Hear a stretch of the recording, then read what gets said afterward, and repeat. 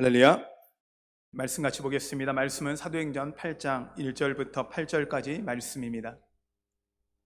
사도행전 8장 1절부터 8절까지 말씀 한 절씩 교독하시겠습니다. 사울은 그가 죽임을 당함을 마땅히 여기더라. 그날에 예루살렘에 있는 교회에 큰 박해가 있어 사도 외에는 다 유대와 사마리아의 모든 땅으로 흩어지니라. 경건한 사람들이 스데반을 장사하고 위하여 크게 울더라.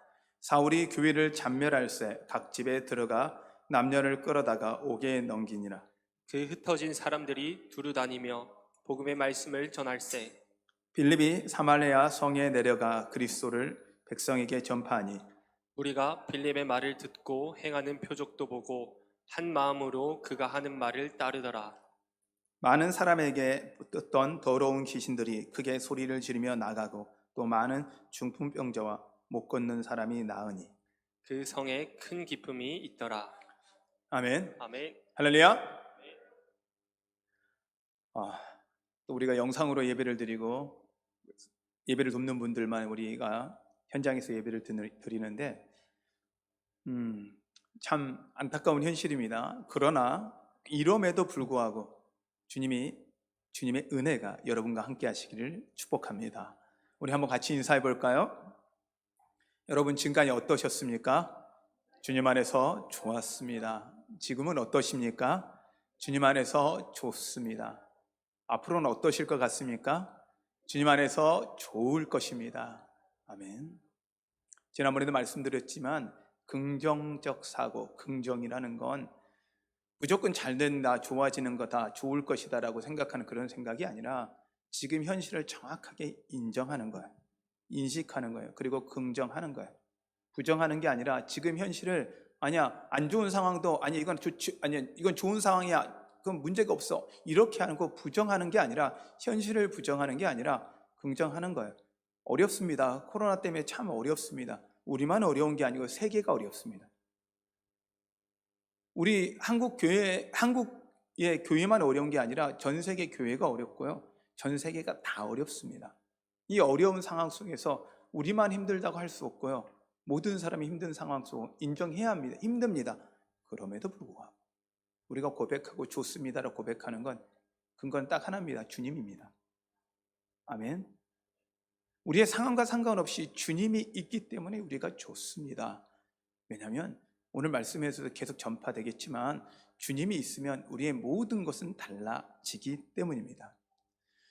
요즘 많이 이슈가 됩니다. 교회에서 코로나가 걸리면 정말 이 표현이 이런 표현이 늑달같이 달라들어서 무슨 노리고 있다시피 모든 원흉이 교회인 것처럼 몰고 가는 상황이 옵니다. 왜냐하면 누군가는 희생양을 찾아야 되니 때려도 아무 말을 못하는 교회가 희생양이 될 수밖에 없는 상황인 것 같아요.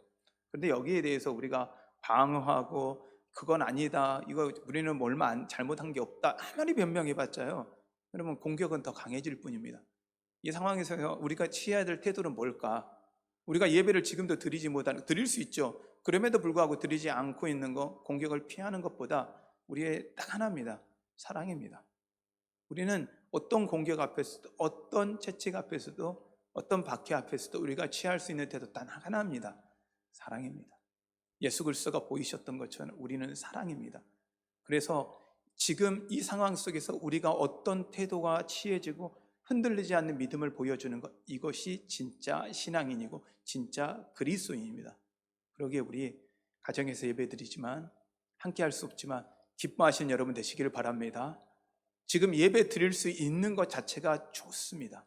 그리고 여러분의 신앙을 점검할 수 있는 최고의 기회라고 생각합니다. 그러나 한편으로 저 안에 두려움이 있습니다.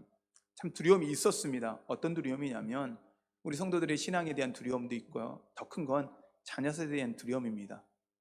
중고등학생들은 어린 학생들이 같이 예배하지 못하고 그들에 맞춰서 같이 할 수 있는 예배를 드릴 수 없음에 저희가 마음이 가장 많이 부담스럽고 안타깝고 사역자들하고 같이 모여 회의할 때도 어떻게 해야 되냐, 우리가 어떻게 그 아이들의 신앙을 지켜줄 것이냐, 이런 고민을 합니다. 성도들이 혹시나 이럴 때 낙심하거나 실망하고 좌절하면 어떨까, 이런 저에 대한 두려움, 제가 갖는 두려움이 좀 있었습니다. 이 두려움을 갖고 좀 기도를 하는데 하나님이 저에게 이 성전에만 오면 위로를 주시고 힘을 주시고 답을 주시는 것 같아요. 와서 기도하면 마음에 좀 부담을 갖고 와서 기도하고 있는데 하나님이 저한테 마음에 확신을 주는 건 하나님이 우리 한사람교회 교인들을 믿는다는 거예요. 미리 아멘이 작으세요. 하나님이 여러분들을 신뢰한다는 거예요. 우리 한사람교회는 대단한 교회입니다. 제가 그 마음이 하나님한테 주시면서 제가 한사람교회를 돌아보니 목사님이 아프신 과정 속에서도 특히 작년 같은 경우는 목사님이 부재하는 상황 속에서도 우리 교인들이 흔들리지가 않았어요. 단 한 명도 흔들리지 않은 거예요. 아니 흔들린 분도 있었죠. 당연히 흔들린 분들은 흔들려서 가신 분은 한사람 교인이 아닌 것 같아요. 근데 한사람 교인들은요 정말 놀라운 건 저희 교인들의 면모를 쳐다보니 흔들림 없이 그 자리를 지키는 거예요. 믿음을 지키는 거예요. 하나님이 이걸 너무 기뻐하신 거예요. 하나님이 여러분들을 신뢰하시는 거더라고요. 그래서 저는요 여러분 걱정 안 하기로 했습니다. 어떤 분이 그러더라고요. 나 요즘에 돈이 너무 걱정돼서 걱정이다 그랬더니 그렇게 이야기를 하더라고요. 돈 걱정을 하지 말고 돈은 잘 있으면 니나 걱정하라고. 제가 돈은 아무 걱정하지 말고 돈은 걱정하지 말래요. 너 걱정하라고. 제가 이 말이 갑자기 떠오르면서 생각되는 게 우리 교인들의 걱정을 할 게 아니라 내 걱정해야 되겠다. 내가 더 믿음 걱정해야 되겠다. 그런데도 또 걱정되는 거 우리 아이들이었거든요. 그런데 우리가 믿음 지키고 흔들리지 않는 걸 보는 자녀들은요 믿음 지킬 겁니다. 여러분의 모습을 통해서 그들은 하나님을 만날 겁니다.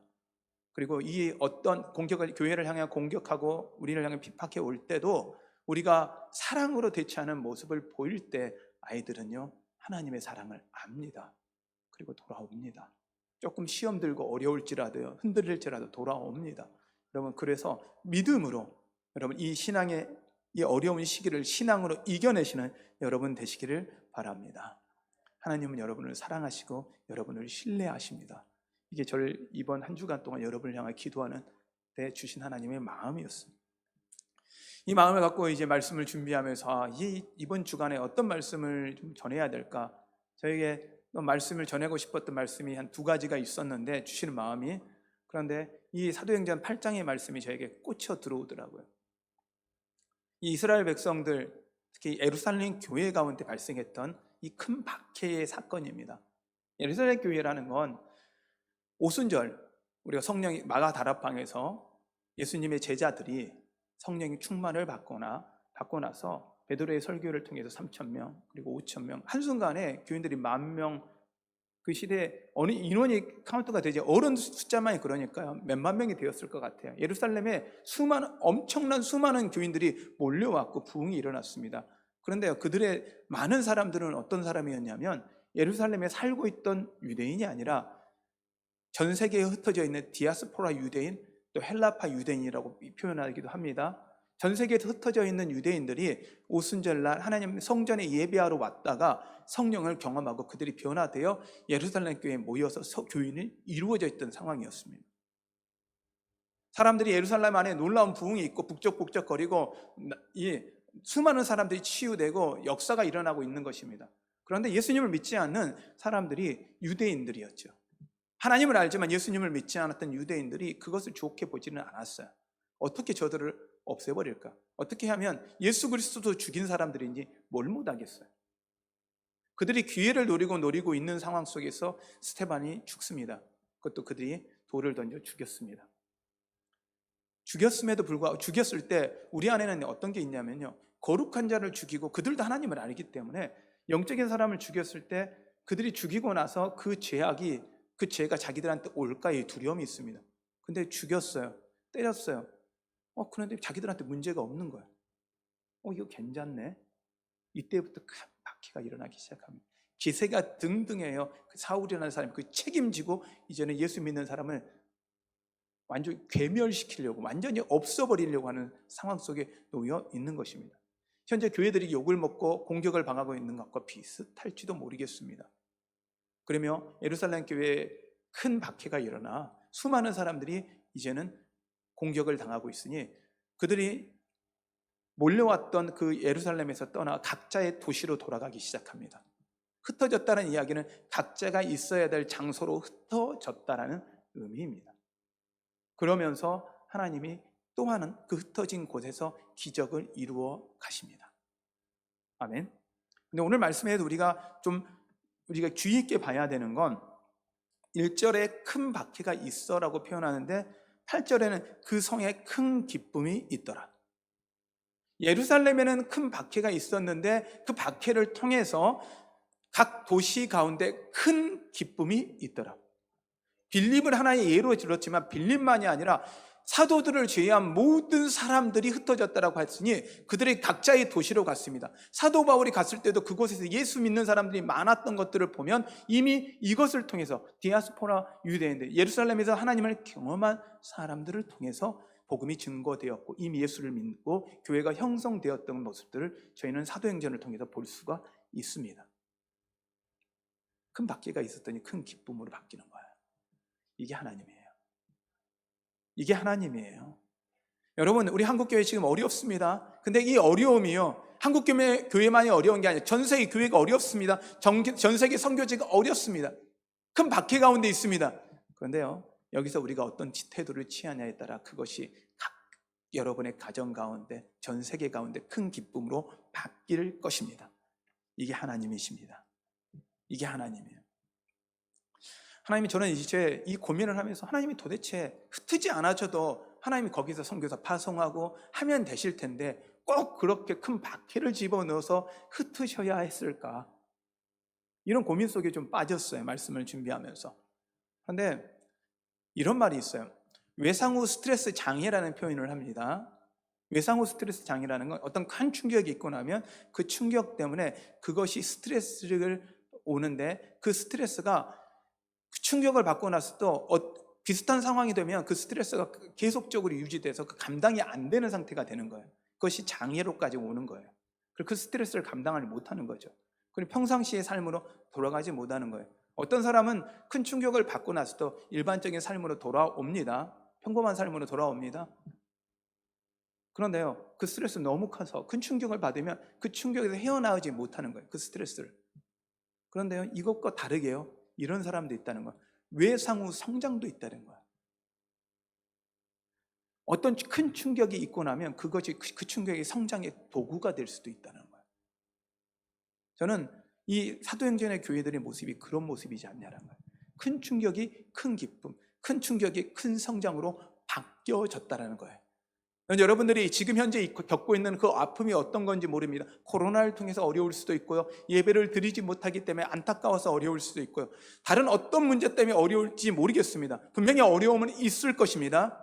근데 그 어려움이요, 여러분에게 스트레스로 장애가 되는 것이 아니라 그것이 여러분의 성장의 도구가 되시기를 바랍니다. 하나님은 그것을 그렇게 하실 수는 있는 분이십니다. 근데 어떻게 하면 그게 가능해질까라고 보니까 큰 박해가 있고 난 다음에 하나님이 개입하면 큰 기쁨이 되더라고요. 큰 아픔이 있는 다음에요, 하나님이 개입하면요, 그것이 큰 성장으로 바뀌더라고요. 그러면 우리가 해야 할 건 다른 건 못해. 큰 박해 오는 건 어쩔 수 막을 수가 없어요. 큰 어려움 오는 건 어떻게 막을 수가 없어요.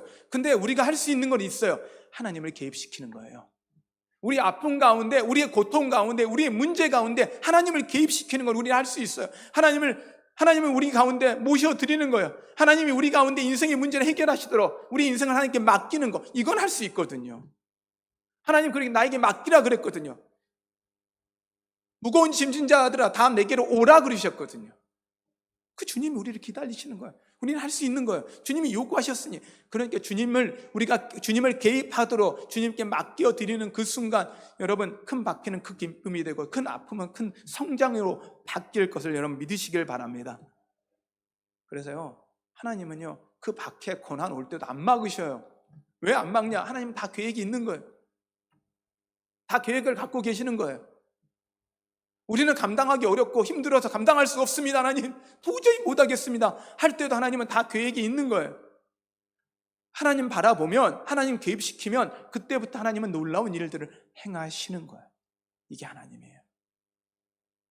여러분, 우리가 보여줘야 되는 건요, 아픔이 안 오는 게 아니에요. 박해가 안 오는 게 아니에요. 어려움이 안 오는 게 아니라 그럼에도 불구하고 하나님 의지함으로 하나님이 역전시키는 것을 보여주는 것, 이것이 우리가 해야 할 일입니다.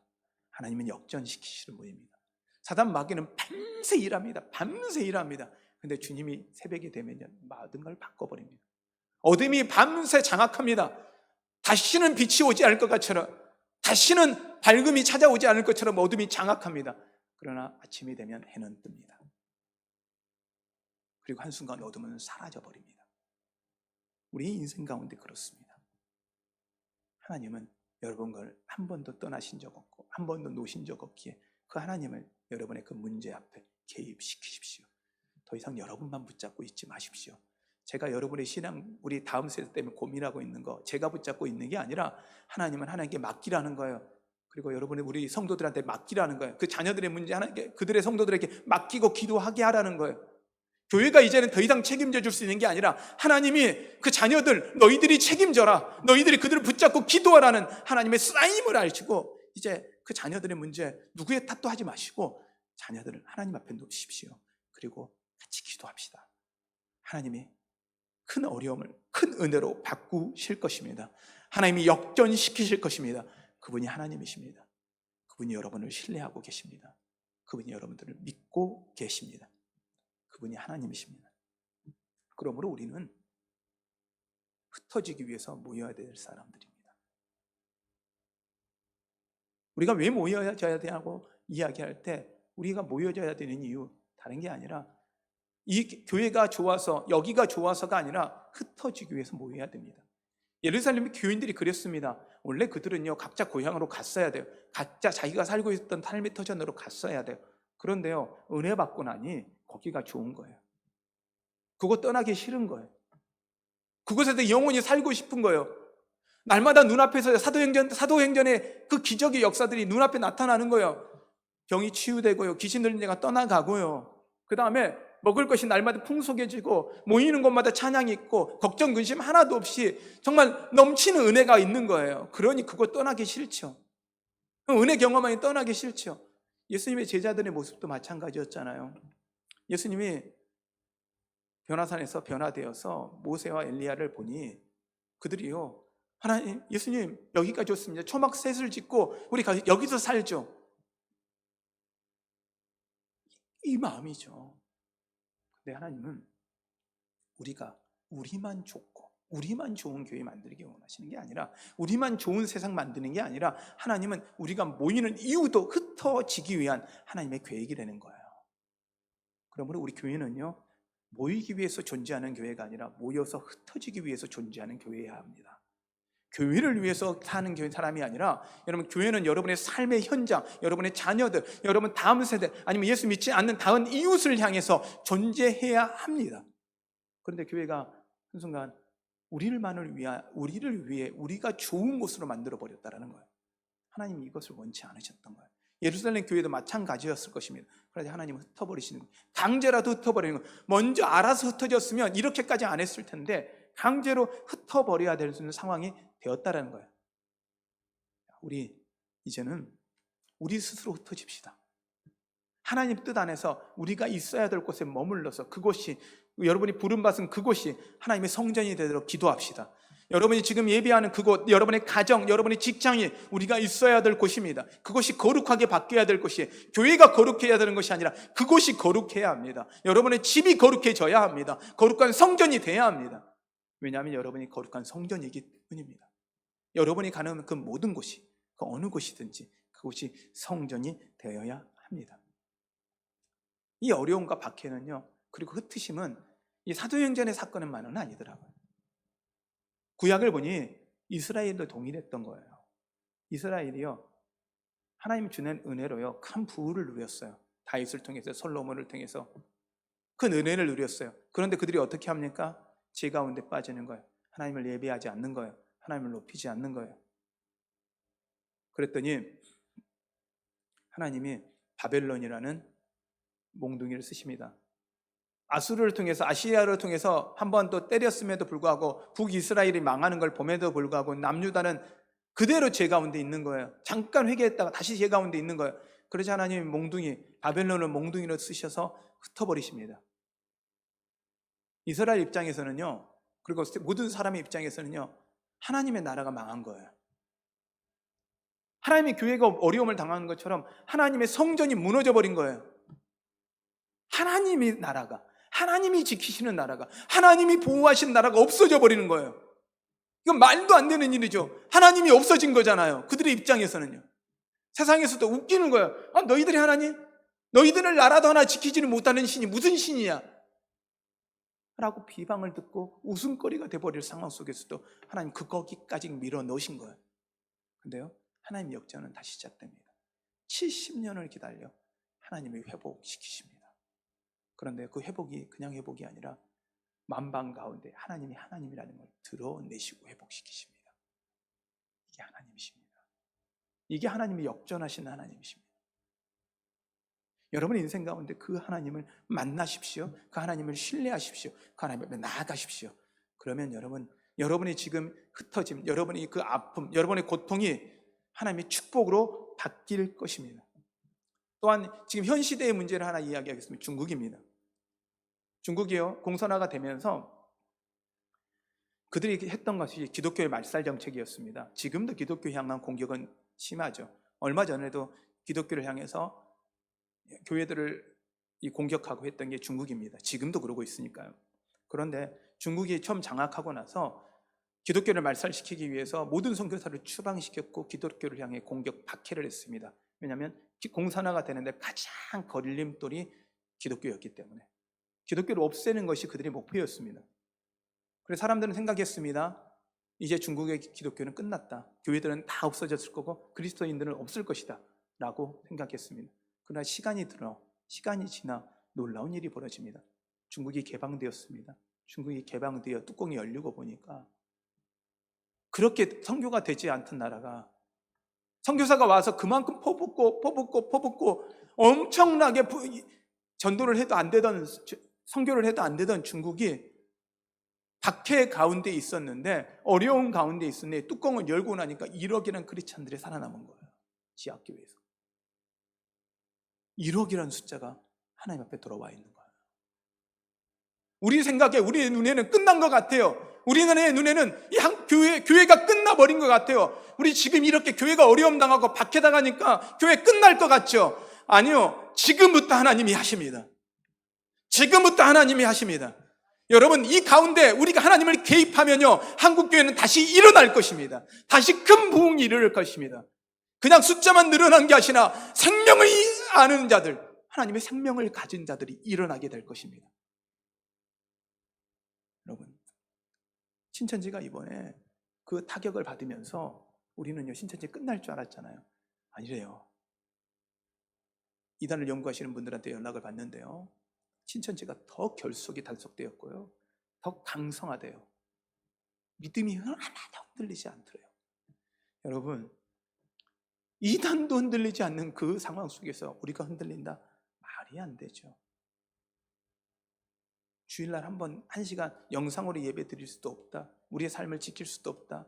이건요, 분명한 우리 가운데 문제일 것입니다. 이 상황 속에서 우리는 과연 어떻게 갈 것이냐? 우리는 고민해야 할 것입니다. 많은 분들이 이런 이야기를 해요. 코로나 이전의 교회는 갈 수 없다. 코로나 이전의 상황으로는 돌아갈 수 없다. 결코 되지 않을 거다 이야기합니다. 저도 그렇게 생각합니다. 패러다임이 바뀌어야 되겠죠. 그런데요, 한번 고민을 해봐야 돼요. 왜 하나님이 이렇게까지 하셨냐? 그러면 우리는 고민해봐야 되는 건 코로나 이전의 교회의 모습과 코로나 이전의 우리의 모습이 과연 옳았느냐? 우리가 잘 가고 있었던 거냐? 할 때 저의 생각에는 그렇지만은 않았을 것 같다. 제 자신도 봐도 그렇습니다. 코로나 이전의 모습이 교회가 어떻게 보면 하나님 편에서 보면 원치 않은 모습으로 가고 있었을지도 모르겠습니다. 우리의 모습이요. 교회를 떠나서 우리의 모습이, 우리만을 찾고 있고 우리의 이득만을 찾고 있는 모습이 하나님 보시기엔 좋지 않았을 수도 있을 것입니다. 그렇다면 코로나 이전이 아니라 이제 코로나 이후의 새로운 모습으로 우리는 바뀌어야 합니다. 그 이전의 모습으로 돌아가는 걸 회개하기 위해서 그것들의 옛날의 추억으로 그것을 그리워하는 것이 아니라 이제는요, 여러분, 새롭게 일하신 하나님을 기대하십시오. 상황이 바뀌었고 모든 것이 바뀌었지만 새롭게 일하신 하나님을 기대하십시오. 하나님은 여러분을 통해서 놀라운 일을 일으키실 것입니다. 믿으십니까? 동영상 하나를 보면서 제가 말씀을 또 같이 전하기를 원합니다. 동영상 하나를 좀 보여드릴게요.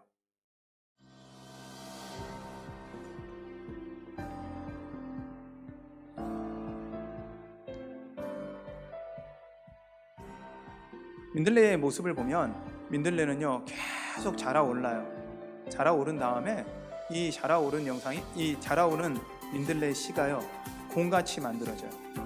공같이 만들어진 다음에 이 공같이 만들어진 이유가 있다는 거예요. 이유는 어떤 바람에도 어디서 오는 바람에도 그 씨가 그 바람에 날아갈 수 있도록, 바람을 피하기 위해서 그런 게 아니라 바람을 잘 막기 위해서, 어느 방향의 바람도 막기 위해서 둥그런 씨를 가진 거예요. 그리고 그 씨가 날아가 한 홀씨가 되어서 땅에 심겨집니다. 그리고 새싹이 다시 납니다. 저는 이 모습이 우리의 모습이어야 되지 않을까라 생각해요. 우리 주님을 향해 바라보며 자라야 됩니다. 근데요, 그 주님을 향해 바라보고 자랄 때요, 바람과 고난과 아픔을요 두려워하지 마시고 가셔야 돼요. 주님을 바라보고 자라는 건요, 큰 박해가 올 것들을 기대하고 자라는 거예요. 어려움, 고통 없어라는 게 아니라 그 기대하면서 자라 올라가는 거예요. 올라갈수록 큰 나무일수록 바람 잘 날이 없다 그랬습니다. 산의 등선을 보면요, 어떤 분이 저한테 그런 이야기를 하시더라고요. 조 목사는 한 등선에 보면 호떡 올라오는 나무 같아. 무슨 말인지 처음에 이해를 못했어요. 산의 등선을 보면 바람에 의해서 나무선이요 다 똑같습니다. 능선의 모습을 보면요, 바람에 의해서 산의 나무의 길이가 정해집니다. 그런데 가끔요 그걸 뚫고 들어오는 나무가 하나 있대요. 그러면요 그 나무가 그걸 버텨내면요 그 나무의 크기만큼 다른 나무가 자라온대요. 우리 그리스도인, 우리 한사랑교회 교인 여러분이 그런 분 되셨으면 좋겠습니다. 민들레 홀리씨처럼요 바람을 무서워하는 게 아니라 바람을 향해 자라가고 바람을 향해 날아갈 수 있고, 어디든 그 우리가 하나님이 흩어놓으신 그곳에서 열매를 맺고, 여러분 어떤 바람 앞에서도 바람을 무서워하는 것이 아니라 그 바람을 이겨내고 자라서 그 주변에, 우리 주변의 이웃들이 우리만큼 자랄 수 있게 만들어지는 교회, 여러분이 한사랑교회가 그런 교회 되어야 되겠습니다. 그리고 교회가 그렇게 되기 위해서는 여러분이 그런 사람 되어야 합니다. 그러므로 우리는 해야 하는 것, 흩어진다라는 것은 이제 개인이 하나님 앞에 쓴다는 이야기입니다. 그러므로 코로나의 이전의 교회는 우리 같이 모여서 함께하는 교회였다면 이제는 달라진 거예요. 나 혼자 하나님 앞에 쓸 수 있는 힘을 길러야 돼요. 영상 준비되어 있으면 나한테 사인해 주시고요. 준비되어 있어야 돼요. 그리고 여러분이 개인이 하나님과 만나는 연습을 하셔야 돼요. 하나님 앞에 여러분의 개인 말씀의 묵상들을 해야 합니다. 제가 그래서 지금부터는 우리가 해야 되는데, 해야 될 것들은 말씀을 묵상하는 것입니다. 개인 말씀 묵상하는 것입니다. 그리고 큐티를 하는 것입니다. 저희가 이제 곧 전사님들에게, 이 전사님을 통해서 여러분 각자 개인에게 이제 매일 읽어야 될, 묵상해야 될 말씀들이 선포될 것입니다. 전해질 것입니다. 그것이 새벽 기도를 통해서 말씀으로도 선포될 것이고요. 그러면 함께 할 텐데, 함께 하기 전에 여러분의 개인이 하나님 앞에 생명력 있게 쓰셔야 합니다. 뭉쳐야만 힘이 있는 게 아니라 흩어짐이 은혜입니다. 여러분 흩어져도 생명력 있게 살아날 수 있을 만큼이 한국교회가 된 것입니다. 하나님은 한국교회를 향해 다시 한번 기회를 주시는 것입니다. 일어서셔야 합니다. 두려워하지 마십시오. 여러분의 어떤 문제 앞에서도 주님을 개입하십시오. 개인 영성으로서 하나님이, 교회가 함께하는 게 아니라 여러분 개인 스스로 하나님을 여러분의 문제 앞에 개입시키는 연습을 하십시오. 하나님의 그 임재를, 하나님의 그 은혜를 경험하게 될 것입니다. 모여지는 것도 은혜지만 흩어짐도 은혜입니다. 여러분 하나님의 그 놀라운 계획을 믿으시며 하나님 앞에 나오시길 바랍니다. 오늘 이 찬양을 좀 같이 했으면 좋겠는데요, 이 가사를 보면요, 예수 늘 함께 하시니라는 찬양입니다. 이 가사에 보면 고단한 인생길, 힘겨운 오늘도 예수 내 마음 아시네. 지나간 아픔도 마주할 세상도 예수 내 마음 아시네. 하루를 살아도 기쁨으로 가리 예수 늘 함께 하시네. 후회도 염려도 온전히 맡기리 예수 늘 함께 하시네. 믿음의 눈 들어 주를 보리 이 또한 지나가리라. 주어진 내 삶의 시간 속에 주의 뜻 알게 하소서.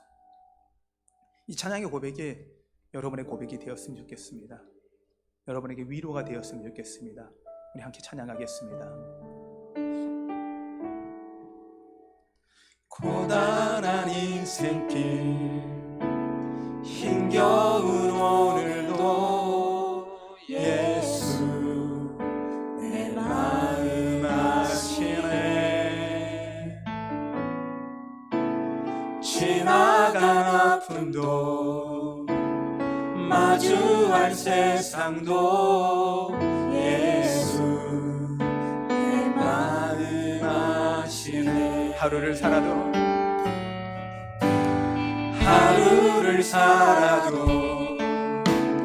기쁨으로 가리 예수 늘 함께 하시네. 후회도 염려도 온전히 맡기리 예수 늘 함께 하시네.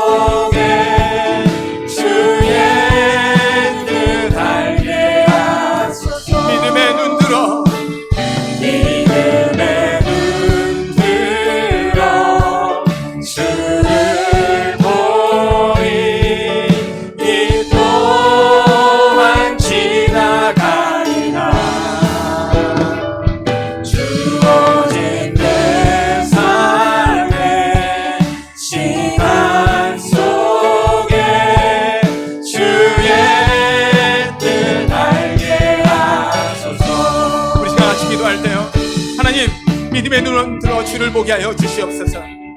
하나님 주어진 내 삶 가운데서 주의 뜻을 알게 하여 주시옵소서. 이 또한 하나님 지나갈 걸 믿습니다. 하나님 이것을 지내가고 이겨낼 힘 주시옵소서.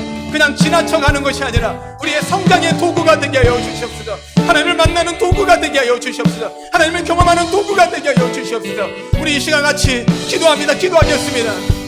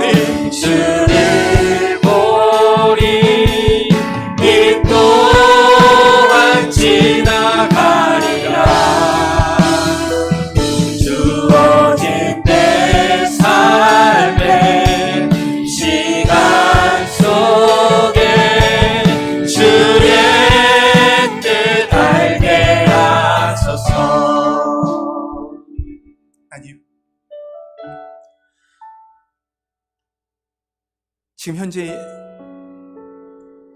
우리 안에 있는 그 고통과 아픔, 하나님, 무엇이 주님의 뜻인지 알지 못합니다. 그러나 하나님, 이것도 지나갈 것을 믿습니다. 단순히 지나가는 것이 아니라 하나님을 경험하는 도구가 되게 하여 주시옵소서. 하나님을 만나는 도구가 되게 하여 주시옵소서. 하나님의 임재를 경험하는 시간이 되게 하여 주시옵소서. 그래야 하나님, 주님의 뜻을 알게 하여 주시옵소서. 주님을 경험하게 하여 주시옵소서. 오직 주님만, 오직 주님만 우리의 삶의 주인됨을 알게 하여 주시옵소서. 주님 사랑합니다. 흩어졌기에 이것이 은혜임을 믿습니다. 우리 가정 가운데 하나님의 축복이 임할 걸 믿습니다. 예수님의 이름으로 기도하였습니다.